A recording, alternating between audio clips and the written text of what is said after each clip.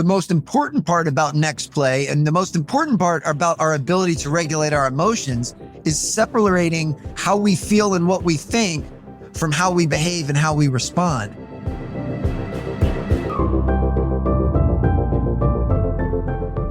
That's Alan Stein Jr. He's an internationally renowned speaker and performance coach who's worked with some of the highest performing athletes in the planet, including NBA superstars Steph Curry, Kobe Bryant, and Kevin Durant. He's a dynamic storyteller who reveals how the same strategies that elite athletes use to perform at a world-class level can help organizations improve performance, productivity, cohesion, accountability, and culture. So you'll learn 1, how to take back control over your emotions and actions. 2, how to practice self-compassion without lowering your standards. And 3, how to anticipate obstacles without becoming paranoid. And if you want a quick summary write-up of these actionable takeaways, I recommend you sign up for the free Gold Nugget email newsletter found at awesomeatyourjob.com. I'm Pete Mikaitis. This is How to Be Awesome at Your Job. And now, here's Alan.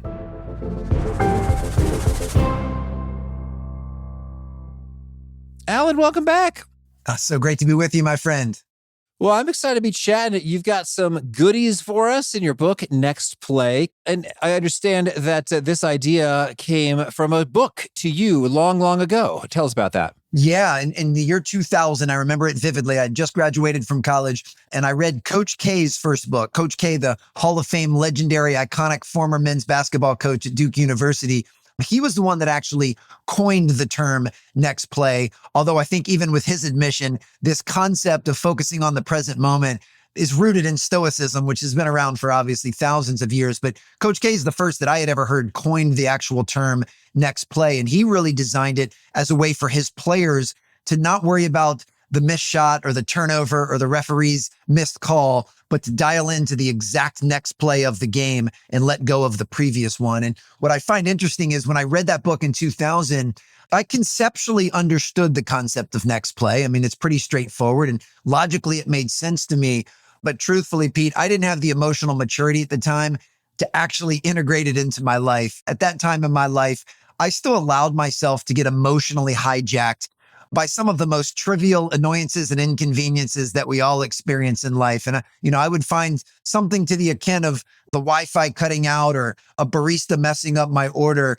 And that would put me in kind of a downward spiral and a bad mood for sometimes hours. So it wasn't until maybe 10 years after reading the book that I was able to actually start adopting it and implementing it in my life and really saw the power of how focusing on the next play is such a game changer. Well, that's pretty juicy, Alan. So I hear you that, yes, this is an idea that makes good sense. Okay, we'll all nod our heads and say that sounds like a wise, proper, prudent thing to do.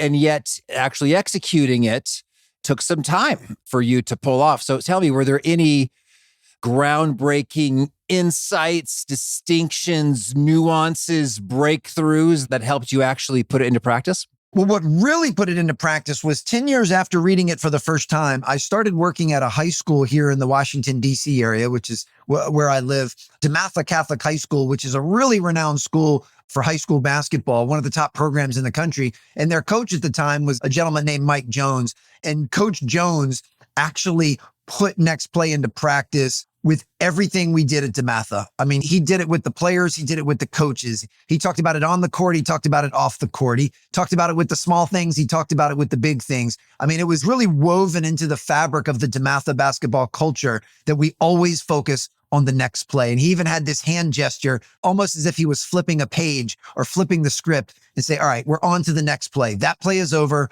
We're on to the next one. And it was, I guess, through pure immersion of watching him implement it every single day with our program that I started to implement it in my life. And it took a little bit of time. I mean, it's one of these things that it's really hard to just change at the snap of a finger. But as I started to implement it in my life and as I witnessed the DeMatha program utilizing it, again, I could kind of see the power in the reframing tool. And then like anything else, just through pure repetition, the more I started to use it, the better I got at actually implementing it. And here, 26 years after reading about it for the first time, I'm slowly getting a pretty good grip on my ability to move to the next play. And with most of the things that I preach and teach, both on stage and on page, I'm not coming from a place of mastery. I won't sit here and look in the camera and tell you that I always immediately move to the next play. But what I will say is I do so more frequently and more often than I have at any other previous time in my life. And I'm able to do it in both the short term and the micro,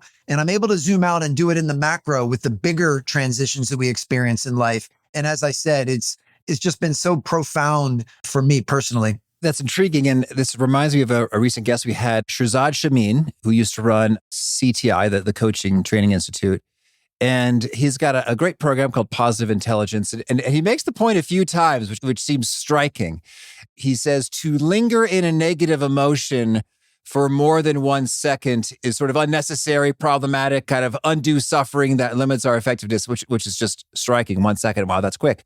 But that's a kind of a similar notion in terms of rather than a barista messes up your order, you go into an emotional spiral of yuckiness for hours to just say, okay, that happened and that was a bummer. Maybe what can I learn from it? What's my takeaway? What's my action? What's my response? And sort of rock and roll, move on. I'd say it does seem easier said than done at times. And I actually really like what you had to say about the physical gesture of flipping a page, because I felt that in a couple of my emotional state worlds of gestures, like, oh, I'm grounding my feet firmly on the floor. I'm feeling my toes. Okay. All right. I'm sort of cleared up. Or let's say someone says, let's take a step back. I'll actually physically move my whole shoulders and neck back. It's like, yeah, you're right. I was looking way close at this thing and I want to take a bigger picture perspective. And that gesture actually is sort of associated and attached with that. Or I think of sometimes literally shaking it off, like a dog shaking water all off of his body is beneficial. So I think some of this physical stuff for me is a handy tip to actually executing this. I'd love your thoughts on that and more tips and tactics for actually pulling it off. Yeah, well, I mean, the physical and the psychological are intertwined. I mean, it's hard to compartmentalize and separate the two. I mean, our thoughts drive our emotions and our emotions drive how we feel, and those feelings actually resonate and show up in our bodies. So yeah, to me, having something, and I actually use the same one you just mentioned about feeling my toes and keeping my feet grounded on the floor, as well as the one that I just gestured, which is the next play. So I think having any type of physical anchor to connect to these mantras and frameworks is a very helpful reinforcement tool in general. And you said something else there. Really, the heart of next play is how you process and how you choose to respond to everything that's going on in the world around you. I mean, really, next play is not only a tool to help you focus on the present moment, it's a tool to make sure that instead of reacting emotionally or reacting impulsively with some of our most primal feelings, instead we decide to respond thoughtfully and respond purposefully. And that's the whole point of next play, is that you don't control the event or circumstance that just occurred, but you always control your response to it.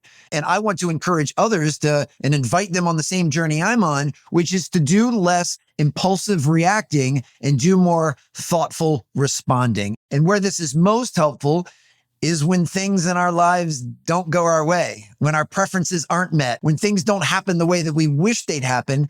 Well, how do you respond then? How do you behave then? Because I'm a big believer, not only will you improve your performance and productivity when you learn to bounce back quickly when things don't go your way, but I know from firsthand experience, you'll actually improve your enjoyment and fulfillment in life when you don't let those negative thoughts linger and you quickly move on to the next play.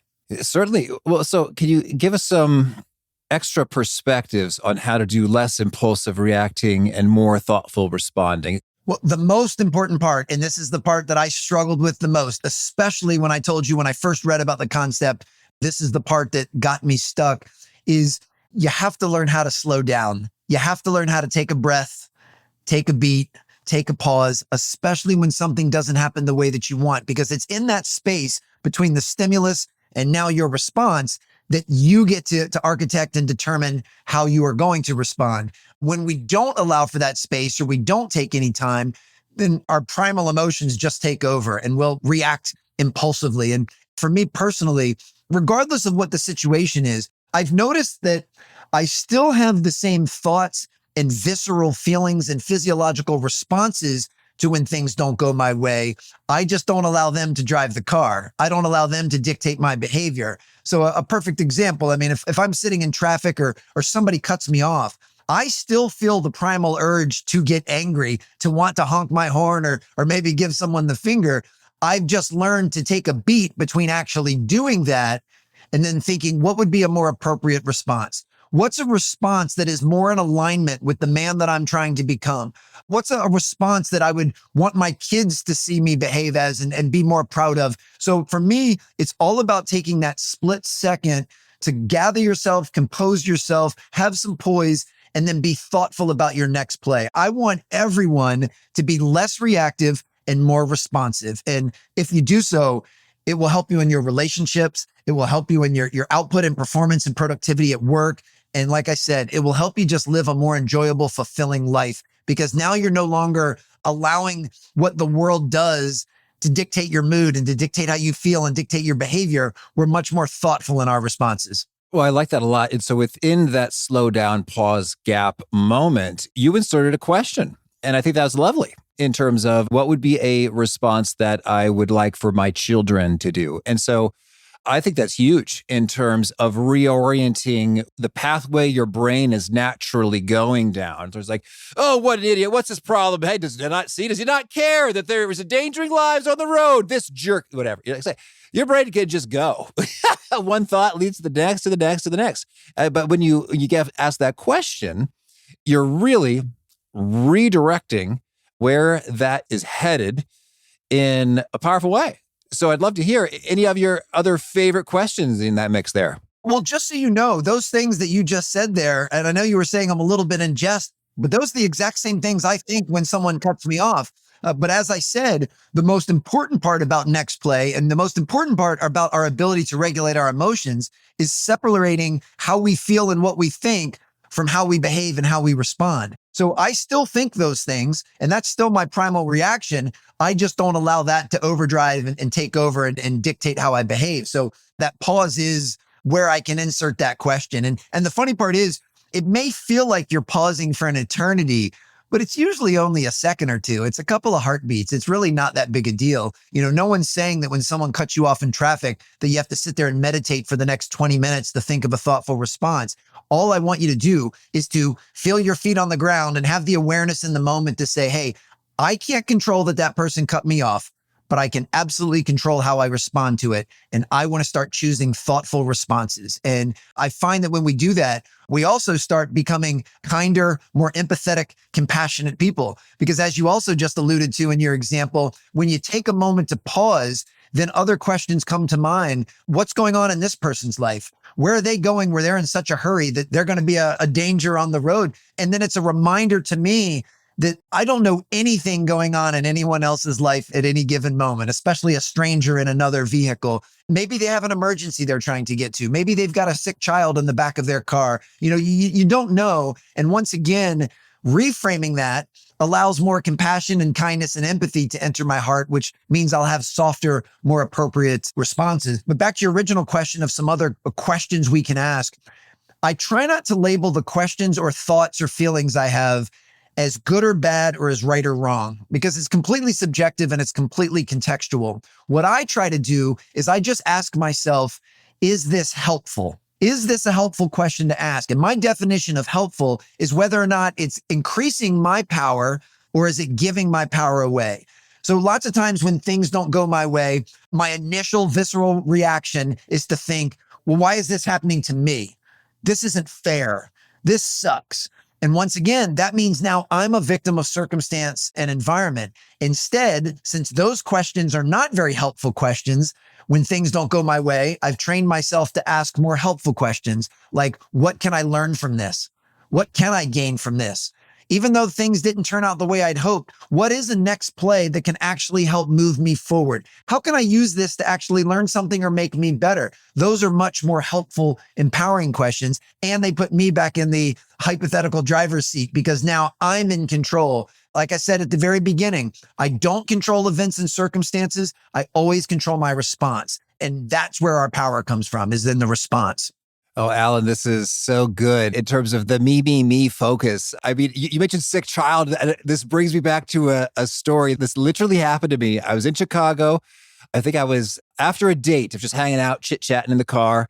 And then we see someone parking, quote unquote, in what was totally not a parking space. And so it's just kind of like in the middle of things. We're like, what are you doing? That's not a parking space. Can't you see? There's no lines. There's no bar. What's up with this guy? Like, so we were like running our mouth about this. And then they very quickly hustled while picking up a child from the back seat and then went at a quick pace into the nearby building, which was a children's clinic. And we were just that oblivious. And so, I mean, you use that as an example, like it's not just sort of like an extreme thought exercise, but like, no, literally that happened. And we both felt so ashamed, like, oh, geez, we're terrible people.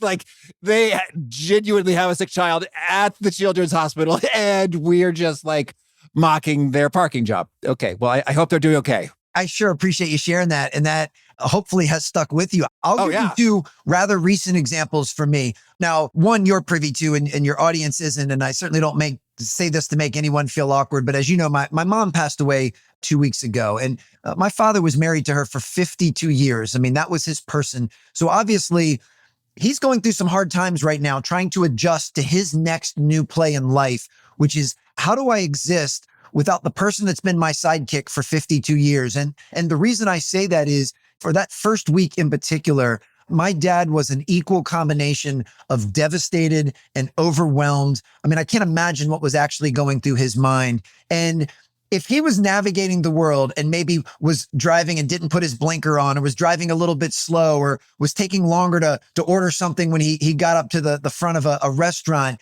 I can understand why people behind him would be really impatient. Like, hey, this old guy is in my way. Come on, Gramps, let's go. And yet, if they knew that a week prior to that, he had lost his person of 52 years, my guess is they'd be a little more patient. They'd have a little more tolerance and a little more understanding. And the reason I bring that up is we should all navigate the world as if those things are happening. Another example on a slightly more positive note, I have twin sons that are turning 16 in March. So they're doing their driver's ed right now, and I take them practice driving. And when I take them to practice driving, I mean, they're brand new drivers. They drive a little slow. They're a little awkward with the blinker. Sometimes they can't remember who has the right of way. And we were at an intersection the other day and cars behind us were honking because my son should have taken the left, but he was so nervous because there was another car coming. And same thing, I have a feeling if the car behind us honking knew that there was an almost 16-year-old learning to drive for the first time, they'd be more patient, they'd be more tolerant, and they'd have a little bit more empathy. And I use both of those as examples because I'm also the person that gets frustrated when there's an old person in my way or a young person that doesn't know how to drive. And it's really helped me soften my responses because I just picture my dad or I picture my sons when I'm in something that is making me feel impatient, and just a reminder that most people are doing the best they can with the tools they have.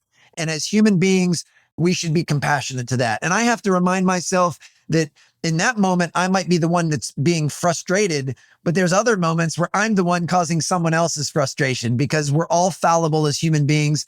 And sometimes we're not at our best selves. So the more patient and tolerant and accepting we can be, I just think we'll live more fulfilling lives and we'll create stronger and forge more connected relationships. Yeah, I like that so much in terms of like living as though that were the case, which reminds me of, which we'll link in the show notes.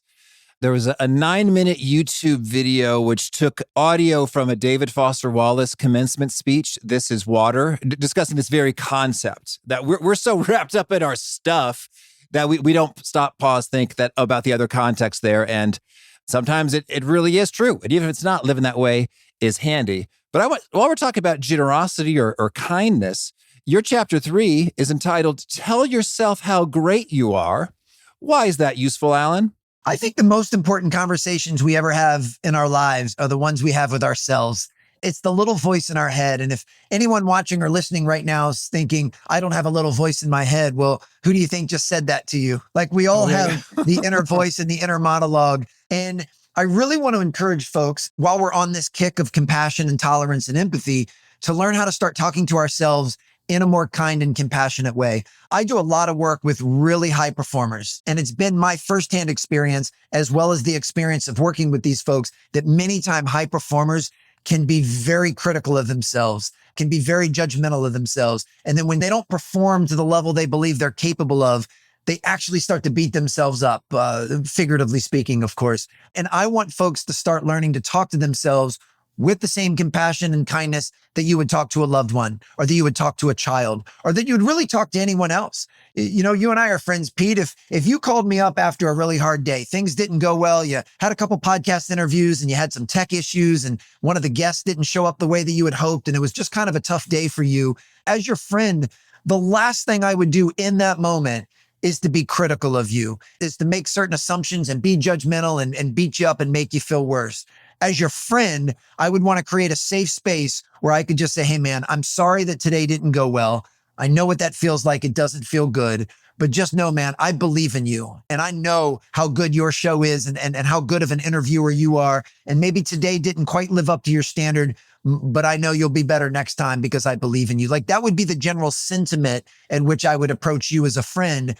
So why wouldn't I talk to myself with that same type of kindness when I fall short? And just to be clear, I believe in holding myself and those I care about to really, really high standards. None of this is about letting someone off the hook for low performance or for a casual attitude, but it's about giving ourselves some grace whenever we fall short of expectation, because we have to remember we are human beings, we are fallible, we are flawed, and nobody goes through life making all straight A's. Occasionally, we're going to mess up. And when we mess up, how we talk to ourselves will dictate our next play. And that next play will dictate how we bounce back and what future performance will look like. Okay. Well, I'd also love your thoughts. In chapter 28, you've got anticipate obstacles. And I'm thinking it's an interesting game in terms of thinking about what can go wrong. Can be helpful in terms of preparation, but it could also be not so helpful in terms of, let's forget it. It's too much. I don't want to deal with all that, or it's probably never going to work out. So how do you think about running your brain with this tension? Well, I don't ever want folks to be paranoid, but I always want them to be prepared. And there is a difference between the two, obviously. And where I first started thinking this concept was when I was in the basketball training space and working with elite level players. I found it kind of comical how many times a player would drive to the basket and get fouled, and that they would get so upset and bent out of shape over the defense fouling them. And I would remind them, like, hey, that's the defense's job. You do realize the guys in the other colored jerseys are trying to keep you from scoring. And when they do that, occasionally they're going to hit your arm or foul you. So instead of being surprised that a defender fouls you, why don't you just assume they're going to foul you when you go to the basket? Kind of like, hopefully you never have to hear a pilot say this, but if they would say brace for impact, it's the same thing. Like, brace for contact when you're driving to the basket and expect that somebody's going to hit you.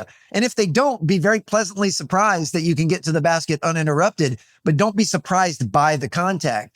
And for me, I use it in my life in several different ways. As a professional keynote speaker, I have contingency plans for a whole handful of things that potentially could happen during my talk.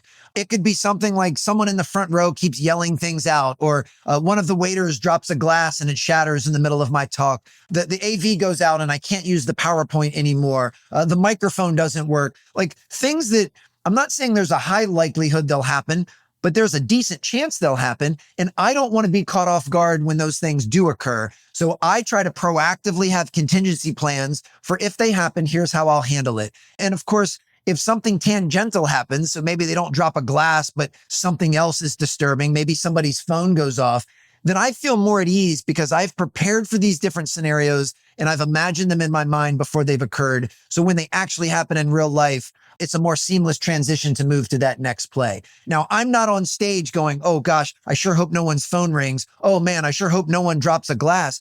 I'm not even registering that. I'm not even thinking about it. But if that happens, I will be ready. And that's all that I encourage folks to do, is to be proactive and giving some thought to some obstacles that may come your way, personally or professionally, and then just have an idea of what your next play will be if they do occur. Oh, yeah. That's a good feeling. Just that confidence that comes from that level of preparation. One of my favorite stunts to pull when I was doing more keynote speeches was if you'd hear a little bit of an extra hiss in terms of the microphone situation. I just loved saying to the client and the AV tech people, it's like, I think there's a mismatch between the impedance of the source and the line here. I have a microphone impedance matching transformer with me in my bag, which will probably fix that hiss. And they're like, oh my gosh, we're dealing with a pro. Absolutely. Love that. Yeah. We can never be too proactive in thinking about those things. And the other way that we use this, the proactivity portion, is most people apply the next play in the moment. As I said, it's the basketball player who turns the ball over and misses the shot. Next play. It's when the Wi-Fi cuts out or the barista messes up your order or somebody cuts you off in traffic. Next play. But where I also want folks to use it is when you zoom back out and you think of the big transitions in life that most of us will go through, and you start proactively thinking, how am I going to handle this next play when circumstances change? I'll use the same two examples from before. So my mother passed recently. My dad is not in the best of health. And I say that with a heavy heart. I don't know how much more time I have with him. Hopefully plenty of more years, but we know that that's not guaranteed. But at some point in the near future, I'm going to go through a transition of having spent the majority of my life with two very engaged, active, loving parents to then stepping into living my life in a next play when both of my parents are deceased. And who am I going to be and what am I going to do when I step into that new version? On the same other side, I mentioned I've got twin boys that are almost 16. I also have a daughter that's almost 14. In the blink of an eye, my three kids will graduate from high school and move on to whatever they choose to do post-high school, and I'll be affectionately known as an empty nester. Well, what is my next play going to be when I don't no longer identify with having children at home? Who am I going to be and what am I going to be in that next play? And there's so many next plays that many of us go through, whether it's marriage or divorce, or when you're running your business. Well, what if you get sued? What if you go bankrupt? What if you have to make layoffs? Conversely, what if your business starts growing at an exponential rate and you have to hire a whole bunch of more people right away? How do you maintain your culture when you're trying to scale very quickly? All of these could be potential next plays. And I don't want them to monopolize or paralyze us as we think about them, but I do want us to give some thought to proactively deciding, how am I going to deal with these circumstances changing if and when they do? Because there's a very good likelihood they will. And that's where the proactivity and the preparedness comes into play. Well, thank you. Well, and whenever we're chatting, I love to hear some tales of you and super pro famous athletes, Kobe Bryant, Kevin Durant, etc. Any memorable stories, moments, experiences from some of the greats that help illustrate some of this stuff? Sure. Well, I mean, the most memorable one, it's usually the opening story I give in my keynotes, was meeting Kobe Bryant for the first time in 2007. For context, for any of your viewers or listeners that don't follow basketball as closely as I do, most would agree that in 2007, Kobe was the best player on the planet. And I remember as a young coach at that time, watching one of his early morning private workouts and being really surprised at how basic the drills were. I mean, he was drilling down on fundamentals that I had done with middle school age players. Now, he was doing them with an unparalleled level of focus and detail and precision and effort. But the actual drills he was doing were very basic. And when I asked him later that day at camp why a player at his level, the best player in the world, would focus on doing such basic drills, he said something that fundamentally changed my life forever. He said, "Why do you think I'm the best player in the world? Because I never get bored with the basics." That teaching moment, I mean, literally the hairs on my neck still stand up when I tell that story. And it's been almost 20 years that the best of the best never get bored with the basics. They have a strong respect and appreciation for the fundamentals, and they try to simplify success like the sign above my head. That they try to untether from the unnecessarily complex, and they just drill down on mastery of the basics. And that's really been the foundation to everything I believe and everything I preach and teach on page and on stage, is working towards mastery of the basics. And next play is as a pillar, as an offshoot of that, is a component of what is a basic framework we can use to be more thoughtful in our responses and stay dialed into the present moment. And that's what it is for me. It's this whole concept of next play. And I've seen certainly athletes use it with tremendous results, but I'm now seeing folks in the business world be able to use it as well with equally great success. And I can tell you now, any organization that can develop a next play mentality with their team is going to be at a massive advantage over their competition. All right. Well, Alan, tell me anything else you want to make sure to mention before we hear about some of your favorite things. No, man, this has been fun. I always love connecting with you. You always spur such great thoughts and ask such great questions, man. Big thanks to Alan for sharing his wisdom with us. And big thanks to our sponsors. Check them out. One sponsor to check out is Monarch. One of my financial goals for 2026 is reducing expenses in the most painless way possible. And well, managing your money doesn't have to be a struggle this year. Monarch is a gorgeous personal finance tool that makes your money life easier. It brings your whole money picture from budgets to accounts and transactions and investments into one super handy dashboard on your phone or laptop. I was such a fan of the old Mint.com and was super bummed when it disappeared. But the good news, though, is Monarch was founded by a team that includes the original product manager of Mint. And I dare say it's even better. I like the graphical summaries that help me drill down into things quickly and easily, and it helps me get to the bottom of anything that just seems a little weird or off and cool opportunities. In fact, Monarch helped the average user save over $200 per month after joining. So this new year, achieve your financial goals for good. Monarch is the all-in-one tool that makes proactive money management simple all year long. Use code AWESOME at monarch.com for half off your first year. That's 50% off your first year at monarch.com with the code AWESOME.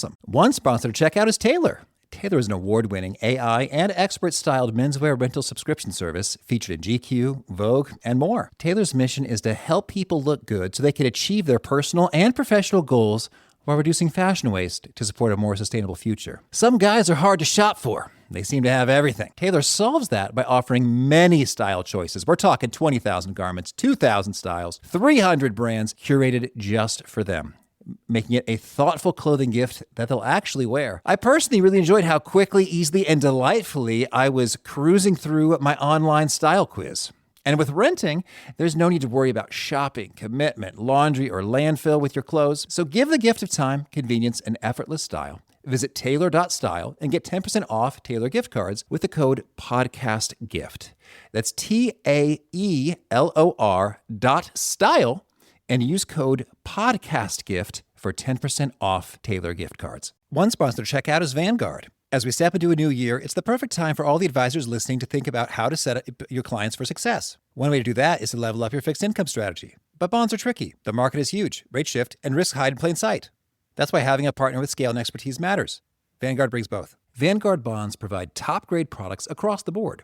Their lineup includes over 80 bond funds actively managed by a 200-person global squad of sector specialists, analysts, and traders.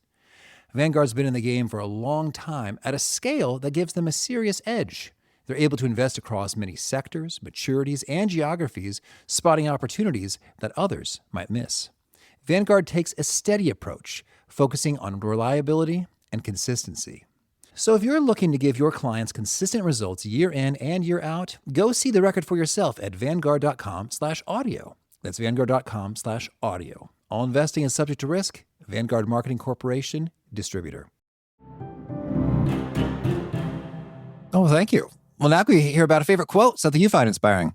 Funny enough, I was actually watching like a reality show on Netflix about real estate. It was called Owning Manhattan with Ryan Serhant. And one of the members of his team said, if you're not changing it, you're choosing it. So that's a relatively new quote, and it just hit me really hard when I heard it.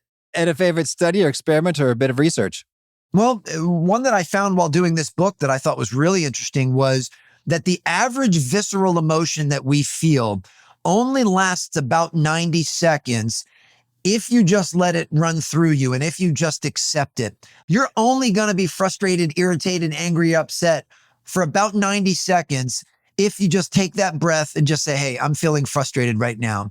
The problem most people have is they keep throwing logs on the fire and coal on the fire, and they keep starting that stopwatch over because of the self-narrative and the additional internal dialogue they have when that happens. So the barista messes up your order and you feel frustrated, and then you start saying things to yourself like, man, this is ridiculous. This guy never pays attention. He's always messing up my order.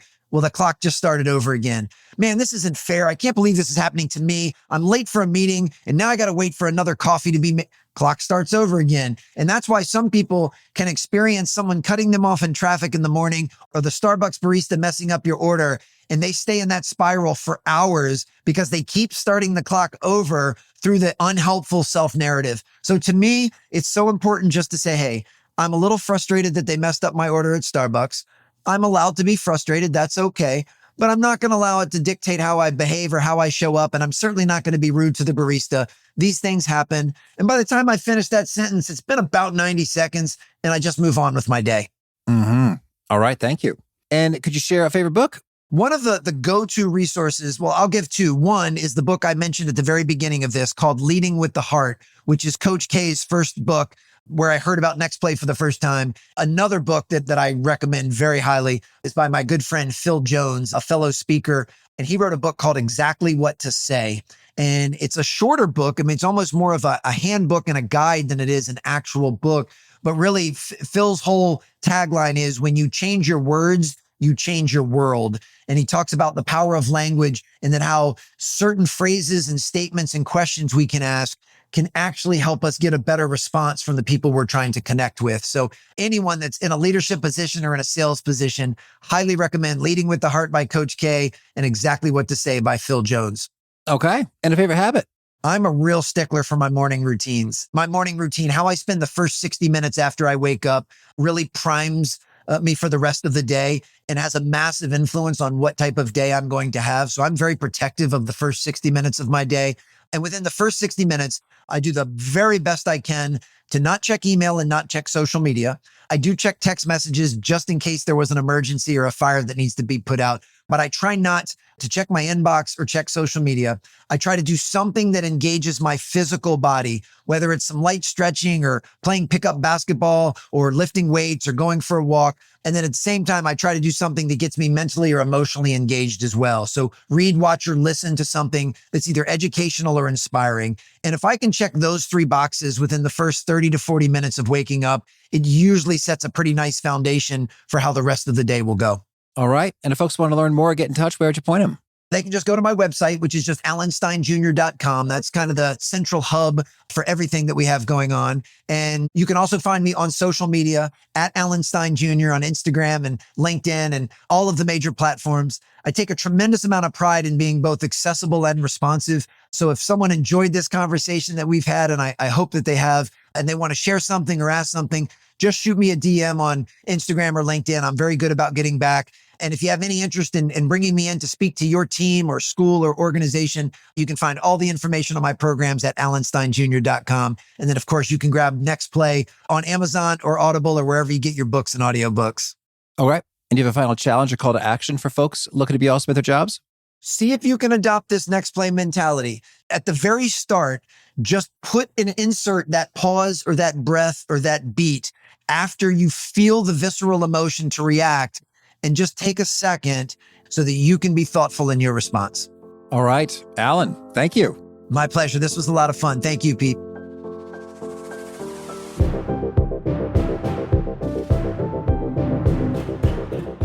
I really appreciate Alan's take about self-compassion because it can be natural to quickly criticize ourselves. And yet, self-compassion, in my experience, provides a much quicker rebound to getting to the good stuff and being awesome at your job or whatever you're pursuing faster than beating yourself up. So great reminder from Alan. If you want to check out the show notes or the transcript or the links to items that we've referenced, please drop on by awesomeatyourjob.com/EP1123. Hope to catch you next time, and peace.